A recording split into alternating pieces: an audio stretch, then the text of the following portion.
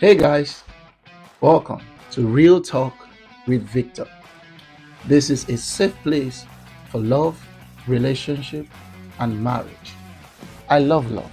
Do you love love? If you do love love and you really are in for real talk about love, relationship, and marriage, do well to hit that subscribe button. Now, beside the subscribe button, there is a notification bell right there. Do well to also hit that so that you can get all the updates that I will be dropping on this YouTube channel. Welcome to another day of exploring 30 questions that we need to sincerely answer before we say I do. Marriage, as we know, is an eternal union between a man and his wife. So, if we're going to build a family together where we're going to have children and live practically the rest of our life together, there is a need for us to educate ourselves and be intentional about the moves that we make as we approach being together forever as man and wife or as husband and wife. So today the question we're exploring is on friends, family, and boundaries. What do we think about friends, family, and boundaries? As we walk this walk, as we get married, what is your take on friendship, on family, and on setting boundaries? Setting boundaries as husband and wife, setting boundaries as family, that we don't overstep or that we don't act or appear dishonoring or disrespectful to our families. There are certain things that we must understand first, that as much as marriage is between two people, but I can tell you practically, as someone that is married, that marriage is beyond two people. Marriage is practically between two families. It's between two families. So I know when I wanted to get married, I was like, oh, my wife, it is just me and you and all that. But guess what? When you get married, practically you discover that you need families. When your wife gives birth, who is going to take care of her and the baby? Family. Before your wife gives birth, during the period of pregnancy, falling ill, early morning sickness, and all that, who are you going to run to and talk to? Family.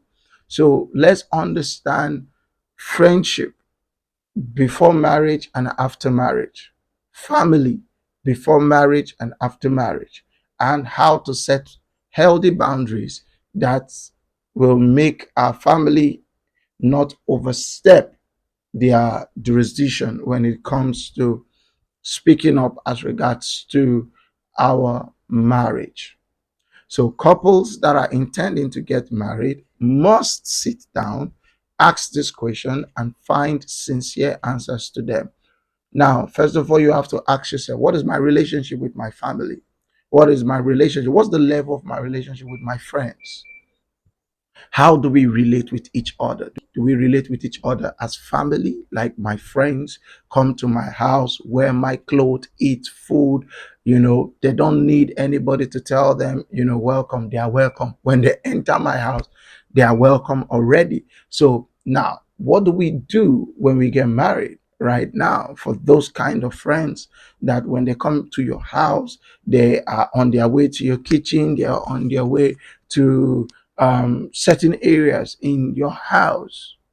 How do we set healthy boundaries? Are we going to allow family into our bedrooms? What do we do as regards to family access when they get into our home or when they come to our home? Mind you, you have to first determine what is my relationship with my family and what is your partner's relationship with his or her family. Are they best of buddies in the sense of they are best of friends? They call each other every day. They talk about virtually everything. Now you're getting married and you're coming into the family. Will you join in that train that you guys call every day and gist on the phone and talk on the phone? Or you're a more reserved person? Would you want to receive a family member to come stay with you guys as being married? Will you want to receive a family member, not just to come for visit, but to come stay? These are questions that you need to answer. These are questions that you need to ask, because guess what? They are going to come. They are going to come up in the marriage. Now, when you're getting married, when you're preparing to get married, it is usual that you forget about critical matters like this until you're married, and 1 week later your in-law is coming to your house. Until you're married, and 1 week later they are giving your husband his younger one to say, okay, go stay with your elder brother now that he's married, and all that. You, as the wife, how will you receive it? These are things you have to discuss. These are things you have to find answers to and settle before you walk down the aisle. It is so important, because one of the cause of the problems in marriages most times are from families, are from family members. Oh, I don't like the way she looks at me. Oh, I don't like the way she treats me whenever I come to your house. I don't like the way she dishes my food. I eat. I eat. That thing that your wife normally give me every time I come to your house, like as if I'm begging and all that. Those things are things you must answer. Mind you, as I said, it is not just two persons marrying each other. It is two family coming together. So we have to explore our relational background, how we relate with each other. Are we a family kind of people? So how do your husband relate to people? How do your husband relate to family? Do your husband call family often? Because is your husband a caller or a more reserved person, so that you will have a lot of explaining to do to your family members that will not understand your husband, and you have a lot of explaining to do to your family members that will not understand your wife. Are you getting what I'm saying? Because you cannot say that it is us against them. There is no us against them. We are intertwined into each other. Family, the roles of family is very important, and it cannot be relegated. It cannot be pushed aside, because we need family, because we came from family. Just imagine that your parent that took care of you when you were a child, then when you became an adult, now you're getting married, you want to cut them off. It's not possible. It's not possible. Or your siblings that you guys played together, did all manner of life, went through life together. Now you're married, you want to sideline them. It's not possible.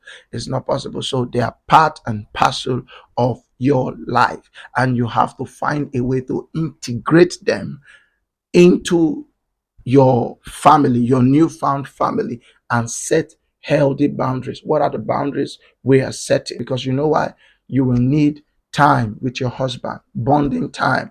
You want to go watch movie? Let's watch the movie together. Let's do things together. When we learn to do things together, I'm telling you, we are going to stay together. We will grow fond of each other. We will love each other more. We will receive each other, accept each other, appreciate each other. So it is so important that each other, the man and his wife, get to know themselves, spend time with themselves, love themselves.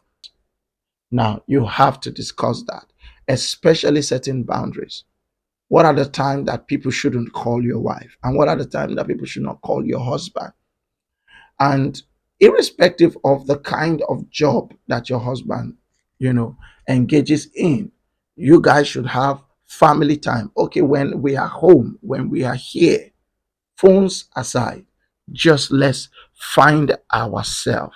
Yes, we go out the next morning we're out again. We get into the busy day, the busy schedules of the day and everything, and we're back in the evening and we're still busy. No, so there should be healthy boundaries set among friends, among families, and even among work relationships. Are you with me? So I believe that I have stirred up a question in your heart. This season or this month, I am stirring up questions. I'm just stirring up questions, questions, questions. The questions that you need to ask, the questions that you need to find answers to before you say, I do. because once you say I do, there is no going back from it. I know the culture of the world talks about divorce and all that, but divorce is never an option. It's not a good thing to be married and be unmarried. So whatever it is, it's better we don't get married than to be married and be unmarried. So let's discuss it before we get married. Then if we cannot go past it, it's better that relationship come to an end. It says a broken relationship is better than a broken marriage.